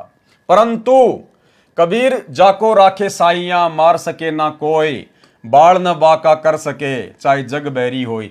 ये वाणी जो इन्होंने सतगुरु रामपाल जी परमेश्वर जी के लिए प्रयोग की है कि जाको राखे साइयां, मार सके ना कोई, अर्थात सतलोक आश्रम मैनेजमेंट हरियाणा का कहना है कि भूपेंद्र सिंह हुड्डा ने तो 2006 में संत रामपाल दास जी महाराज को मरवाने का पूरा प्रोग्राम फिट कर दिया था, लेकिन जाको राके साइयां तो मार सके ना कोई। लेकिन संत रामपाल जी के ऊपर कबीर भगवान का हाथ था, इसलिए वो उन्हें नहीं मार सके। अरे नालायको, जाको राखे साइयां, मार सके ना कोई। अरे साईं तो स्वयं सतगुरु रामपाल जी भगवान है। यहां पर आपने ये वाणी यूज नहीं करनी चाहिए थी। अरे ये वाणी तो हम भक्तों के लिए है। हम भक्तों के ऊपर जब कोई आपत्ति आती है, कोई परेशानी आती है, कोई दुख आता है, तो ये वाणी तो आप और हमारे लिए है कि जाको राखे साइयां, मार सके ना कोई। जिस आत्मा के ऊपर उस साईं सतगुरु रामपाल जी परमेश्वर जी की, इस कबीर भगवान की, इस सच्चे साई की दया दृष्टि होगी, उसका कोई बाल भी बाका नहीं कर पाएगा। अरे ये वाणी तो आप और हम जैसे 2 कोड़ी के भक्तों के लिए है, और तुमने ये वाणी प्रयोग कर दी सतगुरु रामपाल जी के लिए, यानी जाको राखे साइयां, मार सके ना कोई। अर्थात संत रामपाल जी के ऊपर तो उस साईं का, कबीर जी का हाथ है, इसलिए उनका कोई बाल विवाह नहीं कर पाया। तो तुम अपने गुरु जी को क्या समझ रहे हो? कबीर या कबीर का गुलाम या कबीर का नौकर, इसी को कहते हैं भाई और बहनों गुरु को मानुष मानना। इसलिए तो गरीबदास जी ने बार बार कहा था कि गुरु मानुष कर जानते, वो नर कहिए अंध, ओवे दुखी संसार में आ गए यम के फंदे। और परमात्मा कहते हैं भगत को कितना ज्ञान है, कितना वो अपने गुरु को पहचान पाया है। कहते हैं साधु शब्दा परखिए और दुख पड़े घरनार, सूर वीर जद जानिए जब रण बाजे तलवार। यानी साधु शब्दा परखिए, यानी भगत की पहचान उसके शब्दों से होती है। तो ये सतलोक आश्रम मैनेजमेंट हरियाणा वाले भगत, इनकी पहचान इन्हीं के हाथों से लिखी गई पुस्तकों से ये खुद ही करवा रहे हैं कि हम संत रामपाल जी को क्या समझते हैं। केवल मानुष माना इन्होंने सतगुरु रामपाल जी परमात्मा को, और गुरु को मानुष मानने वाली आत्मा ही इतनी बड़ी बड़ी गलतियां कर सकती हैं जो इन्होंने की 2014 बरवाला कांड में। मीडिया को अपने प्रभाव में लेकर संत जी तथा सतलोक आश्रम करोथा को इतना बदनाम करा दिया कि आम जनता भी संत जी से घृणा करने लगी। जिस भूपेंद्र सिंह हुड्डा ने संत रामपाल जी को इतना बदनाम करवाया, 2006 में इतना बदनाम करवाया कि आम जनता भी संत रामपाल जी के नाम से हरियाणा में नफरत करने लगी। और उसी भूपेंद्र सिंह हुड्डा को 2019 में संत रामपाल जी के परिवार ने अपना दामाद बना लिया, अपना बाप बना लिया।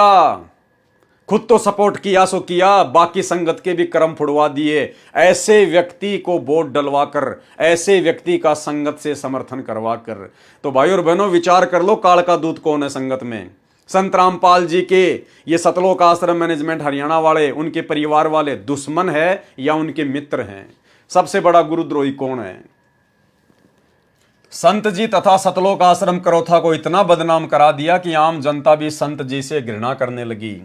परंतु सत्य को कुछ दिन दबाया जा सकता है, मिटाया नहीं जा सकता। ठीक इसी प्रकार तुम्हारी बकवाद आज पूरी संगत के सामने उजागर हो रही है। तुम्हारे ही हाथों से लिखी गई ये पुस्तक भ्रष्ट जज कुमारक पर आज तुम्हारे विचार, तुम्हारे इरादे, तुम्हारा अज्ञान, तुम्हारी घटिया सोच कि तुम गुरु जी को क्या मानते थे, आज भी क्या मान रहे हो, तुम्हारे हाथों से लिखी गई पुस्तकों से सबके सामने आ रही है। परंतु सत्य को कुछ दिन दबाया जा सकता है, मिटाया नहीं जा सकता। आज 28 अक्टूबर 2014 तक भूपेंद्र सिंह हुड्डा जमीन से नीचे गड्ढे में गिरा है। राज रहित है। संत रामपाल जी तथा उनका सत्य ज्ञान आज शिखर में है। प्रतिमा 25,000 अनुयायी बन रहे हैं। झूठे मुकदमे झूठे ही होते हैं। भूपेंद्र सिंह हुड्डा तत्कालीन मुख्यमंत्री ने वकीलों से कहा कि जल्दी जल्दी सजा कर दो। बताओ, इनको यहां तक भी पता है कि संत रामपाल जी को जल्दी जल्दी सजा करने के लिए जजों पर दबाव किसने डाला? भूपेंद्र सिंह हुड्डा ने। और ऐसे व्यक्ति को इन्होंने 2019 में वोट डाल के अपना बाप बना लिया। तो सोचिए, ये आश्रम वाले आपके गुरुजी के साथ में हैं या आपके गुरुजी के विरुद्ध हैं? इसको कहते हैं कुसंगत। ये संगत में सबसे बड़ी गंदगी है सतलोक आश्रम और सतलोक आश्रम मैनेजमेंट हरियाणा वर्तमान वाले। झूठे मुकदमे झूठे ही होते हैं। भूपेंद्र सिंह हुड्डा तत्कालीन मुख्यमंत्री ने वकीलों से कहा कि जल्दी जल्दी सजा कर दो। उनके वरिष्ठ वकील श्री रण सिंह कादियान ने कोर्ट से निकलते समय अपने साथी वकील से कहा कि इस मुकदमे में धांस भी नहीं है, अर्थात कुछ भी नहीं है, यह मुकदमा बनता ही नहीं, ठीक से बनाना चाहिए था। इसके पश्चात श्री भूपेंद्र सिंह हुड्डा ने अपने मुख्यमंत्री पद का प्रभाव डालकर जजों को सजा करने की सुपारी देनी शुरू कर दी। जिस व्यक्ति ने आपके गुरुजी को सजा करवाने के लिए जजों को सुपारी देनी शुरू कर दी, कौन लिख रहा है? गुरुजी का परिवार लिख रहा है, आश्रम मैनेजमेंट लिख रहा है, मुख्य सेवादार लिख रहे हैं अपने हाथों से। और उसी भूपेंद्र सिंह हुड्डा को, जिसने आपके गुरुजी को सजा करवाने के लिए जजों को सुपारी दी, उसी व्यक्ति की गोद में 2019 में इन्होंने संगत को बैठा दिया। 2019 के चुनाव में उसी कांग्रेस पार्टी के भूपेंद्र सिंह हुड्डा को जिताने के लिए गुरुजी के परिवार ने कमर तोड़ कोशिश की। अब आप खुद ही सोच लेना भाई और बहनों, आप जिस सुसंगत में हो या फिर कुसंगत में हो। जिसकी अधिक जानकारी पत्र और पुस्तक सच बनाम झूठ तथा न्यायालय की गिरती गरिमा में लिख चुके हैं। 12 जुलाई 2014 में एक षड्यंत्र और रचा। अब सतलोक आश्रम मैनेजमेंट हरियाणा वाले कह रहे हैं, गुरुजी के बेटा बेटी भाई बंधु रिश्तेदार क्या कह रहे हैं कि जुलाई 2014 में इस भूपेंद्र सिंह हुड्डा ने संत रामपाल जी के खिलाफ एक और षड्यंत्र रचा। क्या? इसी क्रम में सेशन जज सुशील कुमार गुप्ता रोहतक कोर्ट को भी संत रामपाल दास जी को सजा करने की सुपारी देकर रोहतक कोर्ट में भेजा। यानी इसी भूपेंद्र सिंह हुड्डा ने संत रामपाल जी के मुकदमों में जल्दी से सजा करने की सुपारी देकर जज सुशील कुमार गुप्ता को रोहतक की कोर्ट में लगा दिया। इतना सब कुछ इन लोगों को पता है, गुरुजी के परिवार वालों को, और उसके बाद भी इन्होंने उसी भूपेंद्र सिंह हुड्डा को मुख्यमंत्री बनाने के लिए अपनी चप्पलें तोड़ दी। इन्होंने संगत का पैसा भी बर्बाद किया, संगत से वोट भी डलवाए, संगत से सपोर्ट भी करवाया।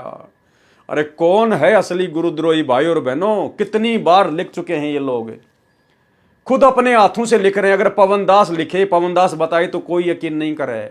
खुद गुरुजी का परिवार सतलोक आश्रम मैनेजमेंट हरियाणा अपने हाथों से लिख रहा है, और उसी व्यक्ति को, गुरुजी के सबसे बड़े शत्रु को, फिर 2019 में इन्होंने अपने सिर पर बैठा लिया। तो ये सतलोक आश्रम मैनेजमेंट हरियाणा कौन है? इसीलिए दास बार बार कहता है कि गुरुजी के बेटा बेटी भाई बंधु रिश्तेदार और गुरुजी का भाई और ये कोऑर्डिनेटर, ये काल की तरफ से धरती पर सीधे सीधे उसके विशेष एजेंट हैं। ये सतगुरु रामपाल जी भगवान की संगत को तहस नहस करने के लिए, उनको बदनाम करने के लिए काल ने भेजे। और तुम लोगों को नादानी में लगता है कि सतलोक आश्रम मैनेजमेंट हरियाणा तो ज्ञान प्रचार कर रहा है, सतलोक आश्रम मैनेजमेंट हरियाणा ने तो बहुत सारे आश्रम खोल दिए, रक्तदान दे दान करवा रहा है, पाठ करवा रहा है, जगह जगह आश्रम खोल रहा है। तुम सोच रहे कि भाई ये गुरुजी के खिलाफ कैसे है? अरे भाई, अगर कोई मंत्री जिसको 10 करोड़ रुपए मिलते हैं काम करवाने के लिए, अगर वो 10 के 10 करोड़ रुपए खा जाएगा तो जनता भड़क नहीं जाएगी, जनता समझ नहीं जाएगी। तो वो कुछ प्रतिशत तो लगाएगा विकास के कार्यों में, तभी तो खा पाएगा। तो इसी प्रकार भाई और बहनों, जैसे जब ईस्ट इंडिया कंपनी भारत में आई, जब अंग्रेजों का शासन था, उस समय भी चापलूस जनता बहुत होती थी, जो स्वतंत्रता सेनानियों का, जो कि अंग्रेजों की सच्चाई बताया करते थे, उन स्वतंत्र सेनानियों का विरोध करती थी, और अंग्रेज जो हमारे देश को लूट रहे थे उनको अच्छा बताया करती थी। और जब हम सत्सेवकों की तरह जगह जगह जाकर वो स्वतंत्रता सेनानी लोगों को जागरूक किया करते थे कि भई ये अंग्रेज हमारे देश को लूट रहे हैं, ये कोई विकास नहीं कर रहे, तो वो क्या कहते थे चापलूस लोग पता है? कि क्यों मूर्ख बना रहे हो तुम? ये अंग्रेज देखो भारत में रेलवे लाइन बिछा रहे हैं, इन अंग्रेजों ने बड़े बड़े बंदरगाह बना दिए, इन अंग्रेजों ने बड़ी बड़ी डामर की पक्की सड़कें बना दी है, बड़े बड़े स्कूल बना रहे हैं, बड़े बड़े पानी के जहाज बना रहे हैं, इन्होंने देखो कितनी सेना हिंदुस्तान में लाके खड़ी कर दी, और तुम कह रहे हो कि अंग्रेज भारत देश का विकास नहीं कर रहे। जबकि उन मूर्खों को यह समझ में नहीं आ रहा था कि नालायकों, ये अंग्रेज जो ये लंबी लंबी सड़कें बना रहे हैं, पक्की पक्की सड़कें बना रहे हैं, रेलवे लाइन बिछा रहे हैं, बंदरगाह बना रहे हैं, पानी के जहाज बना रहे हैं, अरे ये तुम्हारे को भिखारी बनाने के लिए बना रहे हैं और अपने स्वार्थ के लिए कर रहे हैं। ये रेलवे लाइन और पक्की सड़कें इसलिए बना रहे हैं ताकि भारत देश से जो कच्चा सामान है वो रेलवे लाइन के माध्यम से, रोड के माध्यम से आसानी से बंदरगाह तक ले जाया जा सके, और बंदरगाह से फिर पानी की जहाज में डाल के इंग्लैंड ले जाया जा सके, और इंग्लैंड से फिर पक्का माल हमारे देश में लाकर और तिगुनी चौगुनी कीमत पर आप और हमारे को ही बेचकर मुनाफा कमाया जाता था। अंग्रेज जो कुछ थोड़ा बहुत विकास कर रहे थे अपने स्वार्थ के लिए कर रहे थे, और उन अनपढ़ और नादान देशवासियों को लगता था कि ये देश का विकास कर रहे हैं। तो भाई इसी प्रकार ये जो सतलोक आश्रम मैनेजमेंट हरियाणा जो जगह जगह जो ये आश्रम खोल रहा है ना, ये अपने स्वार्थ के लिए खोल रहा है। और ये आश्रम, ये करोड़ों रुपए के आश्रम, ये अपने बाप दादाओं की जमीन बेच के या अपनी औरतों के गहने बेच के नहीं बनवा रहे। अरे तुम ही लोगों के खून पसीने की कमाई चूस चूस के बना रहे हैं। तुम लोग इनको फ्री के मजदूर मिले हुए हो, इनका क्या लग रहा है? कुछ नहीं लग रहा, इनके तो 5 उंगली घी में है। मूर्ख बन रहा तो कौन बन रहा है? तुम बन रहे हो। मर्यादा टूट रही है तो किसकी टूट रही है? तुम लोगों की टूट रही है। तो नादानो, ये तुम्हारे को लूट रहा है काल प्रेरणा से, तुम्हारी मर्यादाएं खंडित करवाई जा रही हैं, तुम्हारा ही जूता और तुम्हारे सिर पे मारा जा रहा है, तुम्हारे पैसे से ये राजनीति कर रहे हैं और तुम्ही से राजनीति करवाकर, राजनेताओं का सपोर्ट करवाकर तुम्हारी मर्यादा तुड़वाई जा रही है। तुम्हारे पैसों से 50-50 लाख रुपए के बैडमिंटन के स्टेडियम बनवाए जा रहे हैं धनाना गांव में। अरे तुम्ही भक्तों के पैसों से, इन कुपात्रों ने तुमसे पैसा लिया, तुमने इन कुपात्रों को दान दिया, और तुम्हारे दान का दुरुपयोग अभी ये स्टेडियम बनाने में कर रहे हैं, हॉस्पिटल बनाने में कर रहे हैं, गांव वालों के लिए बसें बनाने में, गुंडों की सीबीआई जांच में, हरियाणा के जाट आरक्षण में। तुम्हारा ही पैसा, तुम्हारा ही जूता तुम्हारे सिर पे मारा जा रहा है, और फिर भी तुम्हें लगता है कि ये गुरुजी के मिशन को आगे बढ़ा रहा है। इन्होंने तो गुरुजी के मिशन की अपनी तरफ से तो ऐसी तैसी करके रख दी है। ये ज्ञान गंगा पुस्तक बांटना और बंटवाना, 2-4 टीवी चैनल पे सत्संग चला देना, केवल यही गुरुजी के मिशन को आगे बढ़ाना नहीं है।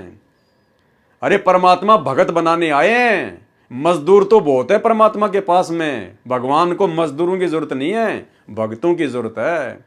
तो भाई और बहनों, अगर आप इनकी कुसंगति से निकल सकते हो तो निकल जाओ।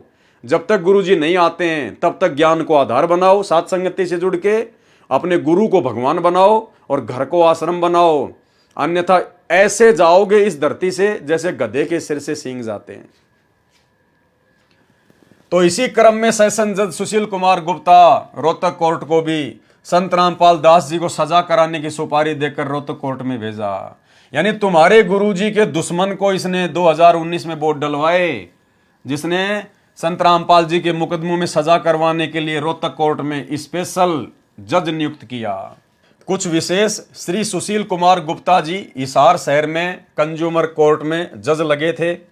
सूत्रों का कहना है, यानी इनके पास में कोई सबूत नहीं है, सतलोक आश्रम मैनेजमेंट हरियाणा के पास में इस बात का सबूत नहीं है, इसलिए इन्होंने ये कहा सूत्रों का कहना है, यानी हवाई बात है।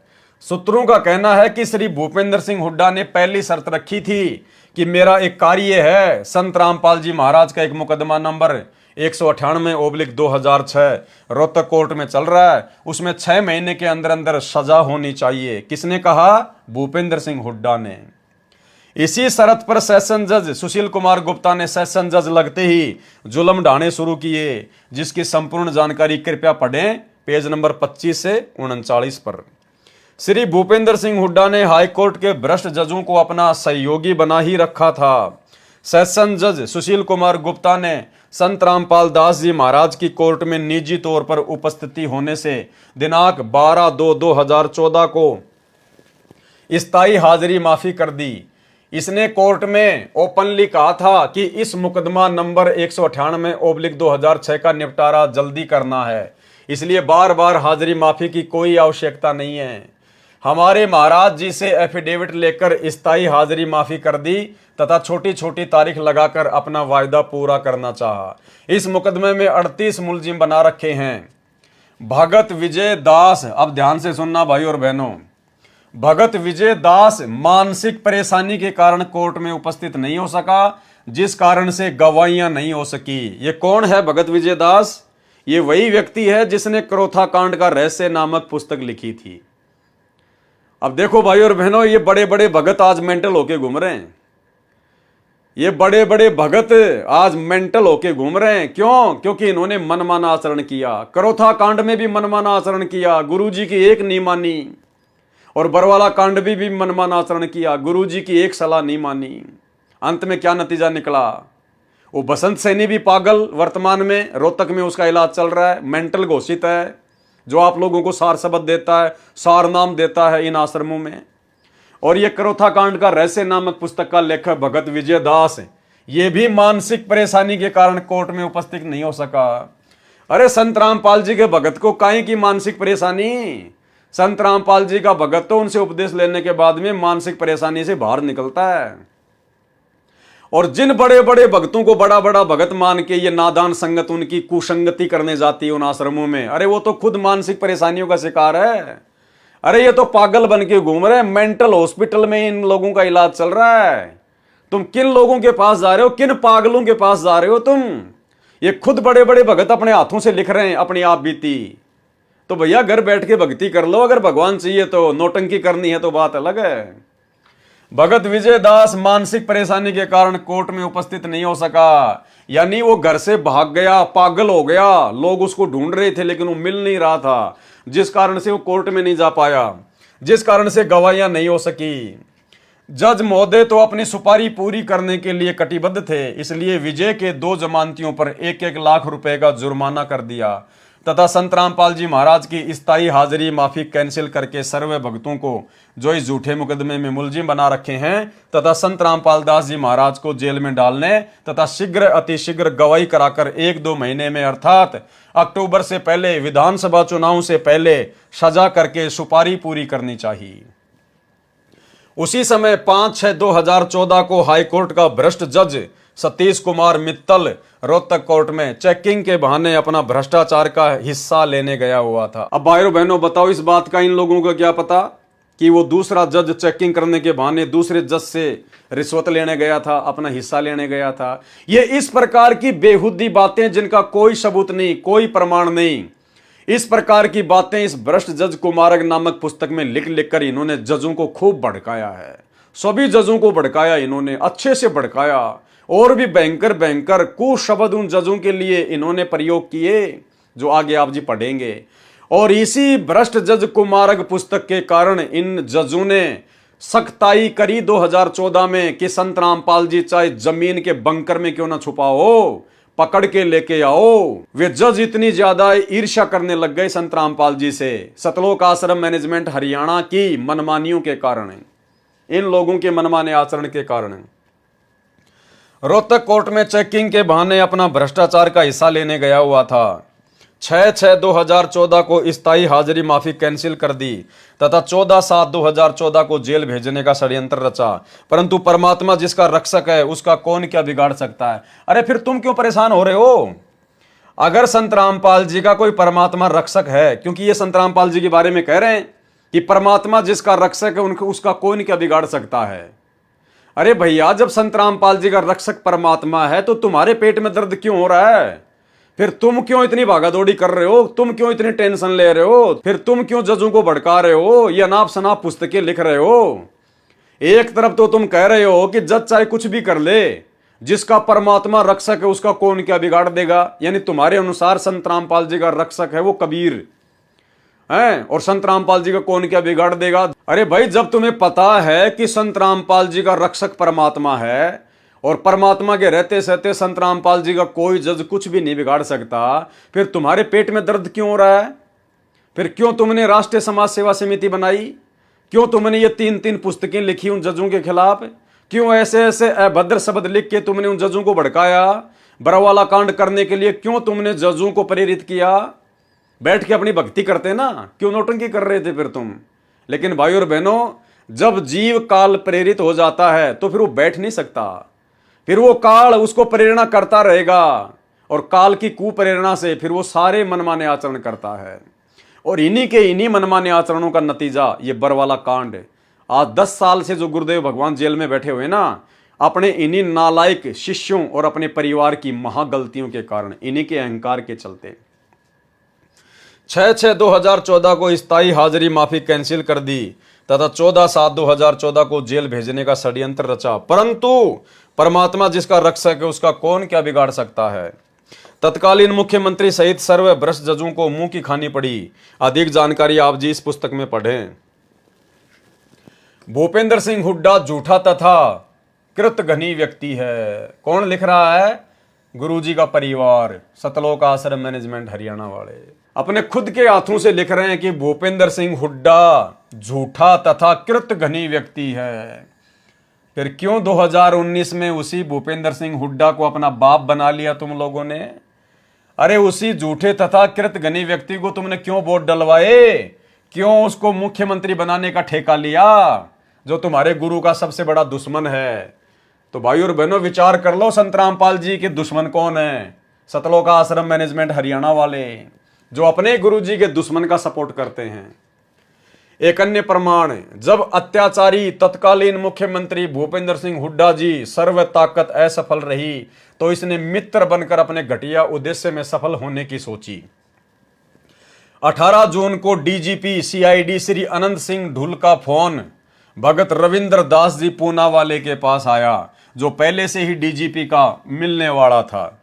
वही रविंद्र ढाका जिसकी 400-500 गाड़ियां चलती हैं, जिसका महाराष्ट्र में ट्रांसपोर्ट का काम है, उसके पास में फिर क्या हुआ?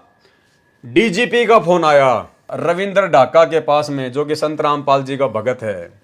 यानी फिर मुख्यमंत्री भूपेंद्र सिंह हुड्डा ने एक और चाल चली कि दूसरे तरीके से संत रामपाल जी के भक्तों को थोड़ा सा शांत किया जाए।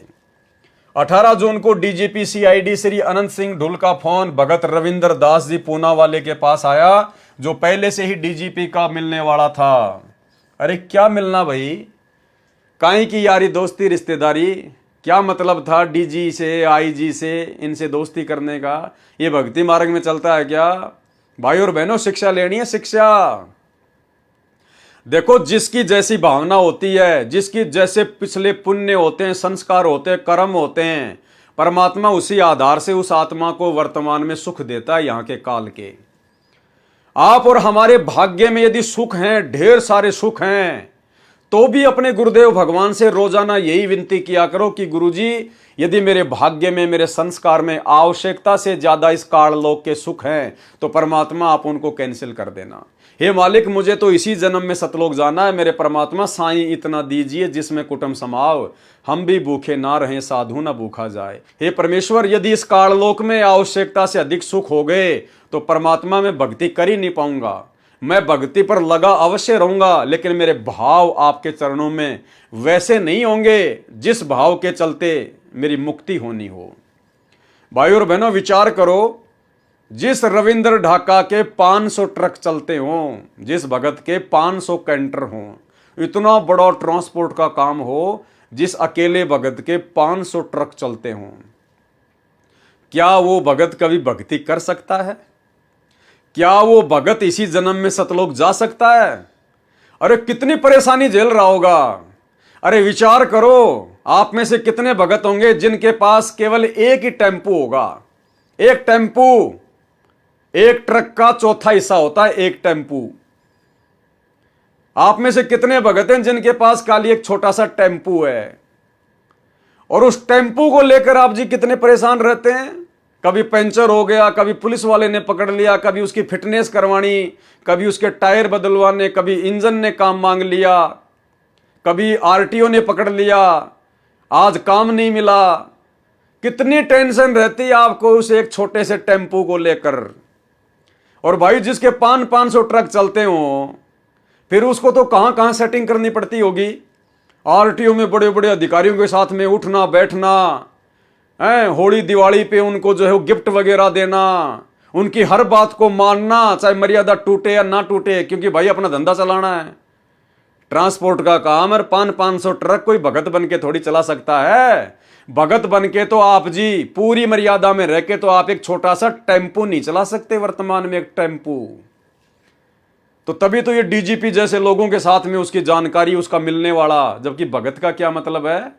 परमात्मा तो कहते हैं अगर भगत अगर मर्यादा में है तो भगत का जगत का तो 36 का आंकड़ा होता है, 36 का आंकड़ा।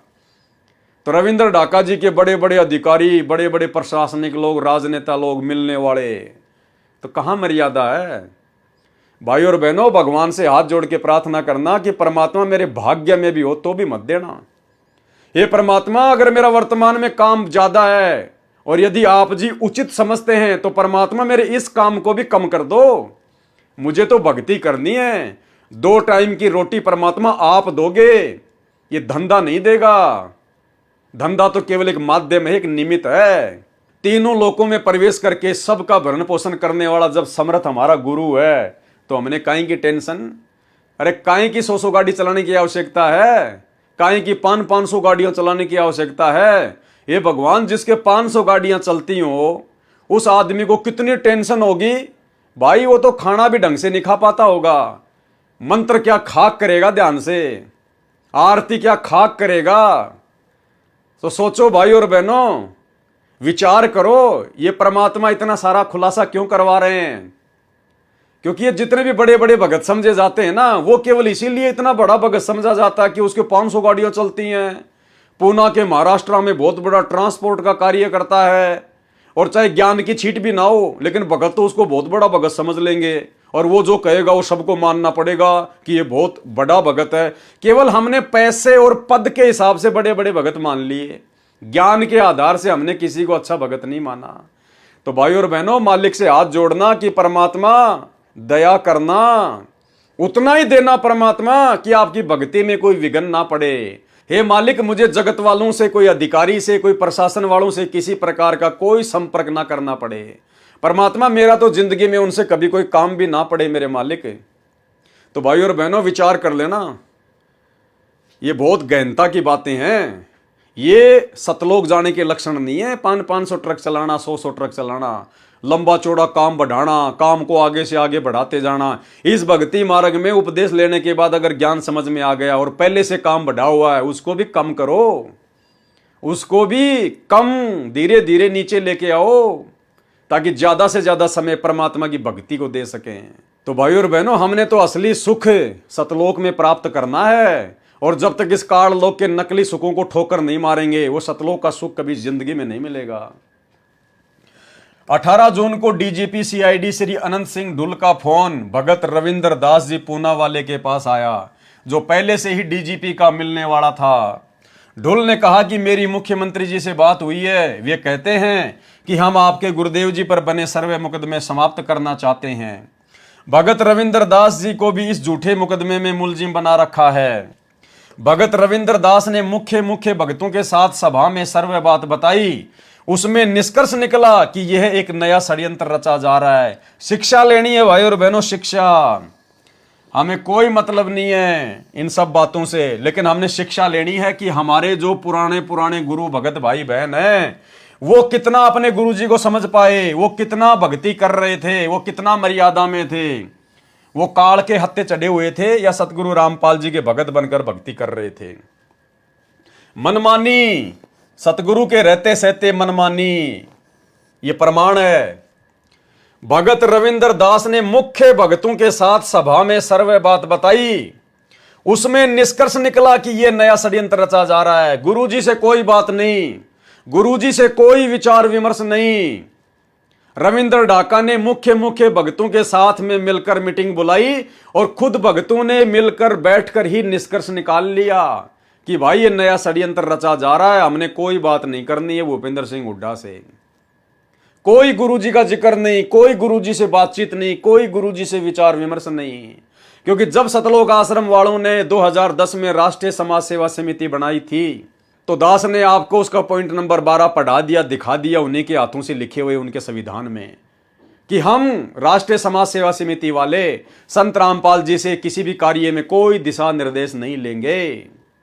स्पष्ट हो गया।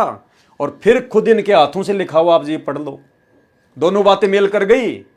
इन्होंने अपने संविधान में भी लिखा हुआ है और यहां वैसा ही आचरण ये लोग करते आ रहे हैं। कितनी मनमानियां दास ने आपको इनकी गिना दी, इन्हीं के हाथों से लिखी हुई पुस्तक भ्रष्ट जज कुमारक के अंदर। तो ये होता गुरु को मानुष मानना, गुरु जी को अपने जैसा जीव मानना, गुरु जी की बातों को महत्व ना देना, और इसी का नतीजा आगे चल के निकला बरवाला कांड। और आज आप ऐसे मनवश लोगों की कुसंगति कर रहे हो इन सतलोक आश्रमों में जाके। ये खुद तो डूबे हुए हैं, तुम्हारे को भी ऐसी जगह पे डुबोएंगे जहां पे तुम्हें कोई बचाने वाला नहीं मिलेगा। भगत रविंद्र दास ने मुख्य भगतों के साथ सभा में सर्वे बात बताई, जबकि बात बतानी चाहिए थी संत रामपाल जी को।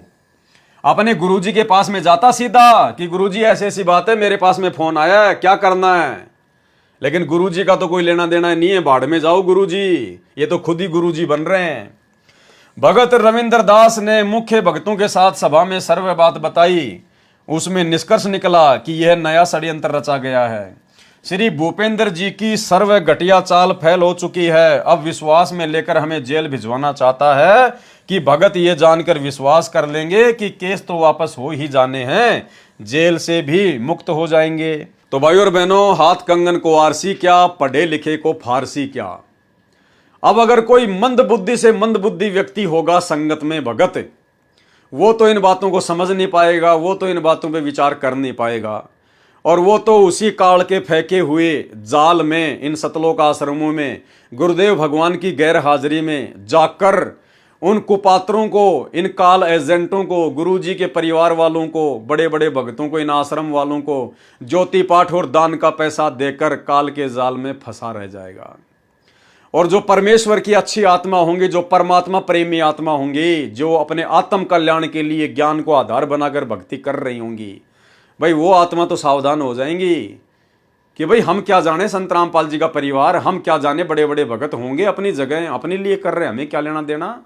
हमने ज्ञान सुना संत रामपाल जी का अपने आत्म कल्याण के लिए, नाम लिया संत रामपाल जी का अपने आत्म कल्याण के लिए, मर्यादा दे रखी संत रामपाल जी ने जो हमें निभानी है, और पेट भरना हमने अपनी मेहनत करके। फिर गुरु जी के परिवार की चापलूसी क्यों करें, और दान धर्म दिया जाता अपने गुरुजी को, क्योंकि सुपात्र को दान दिया जाता है। सुपात्र धरती पर केवल सतगुरु रामपाल जी हैं। वर्तमान में गुरुजी जेल में बैठे हैं, उनको 2 टाइम का खाना, 2 जोड़ी कपड़े हरियाणा प्रशासन दे रहा है। हमारा अरबों खरबों का ये दान कहां जा रहा है?